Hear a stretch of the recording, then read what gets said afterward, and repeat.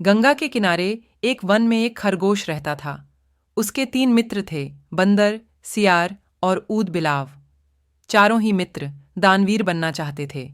एक दिन बातचीत के क्रम में उन्होंने उपोषद के दिन परम दान का निर्णय लिया, क्योंकि उस दिन के दान का संपूर्ण फल प्राप्त होता है। ऐसी बौद्धों की अवधारणा रही है। उपोस बौद्धों के धार्मिक महोत्सव का दिन होता है। जब उपोस्त का दिन आया तो सुबह सवेरे सारे ही मित्र भोजन की तलाश में अपने अपने घरों से बाहर निकले। घूमते हुए ऊदबिलाव की नज़र जब गंगा तट पर रखी 7 लोहित मछलियों पर पड़ डही तो वह उन्हें अपने घर ले आया। उसी समय सियार भी कहीं से दही की एक हांडी और मांस का एक टुकड्ढा चुरा अपने घर को लौट आया। उछलता कूदता बंदर भी किसी बाग से पके आम का गुच्छा तो डा अपने घर ले आया। तीनों मित्रों ने उन्हीं वस्तुओं को दान में देने का संकल्प लिया, किंतु उनका चौथा मित्र खरगोश तो कोई साधारण प्राणी नहीं था।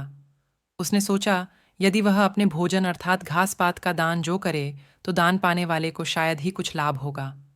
अत उसने उपोस्त के अवसर पर याचक को परम संतुष्ट करने के उद्देश्य से स्वयं को ही दान में देने का निर्णय लिया। उसके स्वयं के त्याग का निर्णय संपूर्ण ब्रह्मांड को दोलायमान करने लगा और शक्क के आसन को भी तप्त करने लगा। वैदिक परंपरा में शक्क को शक्र या इंद्र कहते हैं। शक्र ने जब इस अति अलौकिक घटना का कारण जाना तो सन्यासी के रूप में वह उन चारों मित्रों की दान परायणता की परीक्षा लेने स्वयं ही उनके घरों पर पहुंचे।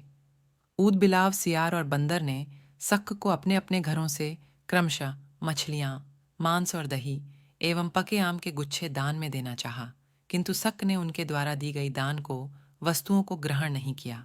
फिर वह खरगोश के पास पहुंचे और दान की याचना की।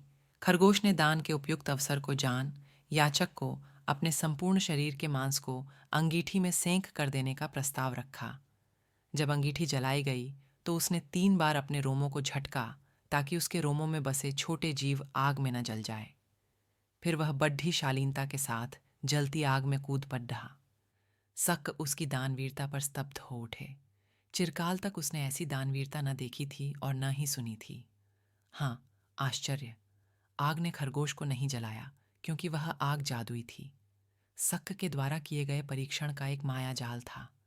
सम्मोहित शक ने तब खरगोश का प्रशस्ति गान किया और चांद के ही एक पर्वत को अपने हाथों से मसल चांद पर खरगोश का निशान बना दिया और कहा, जब तक इस चांद पर खरगोश का निशान रहेगा तब तक हे खरगोश, जगत तुम्हारी दान वीरता को याद रखेगा।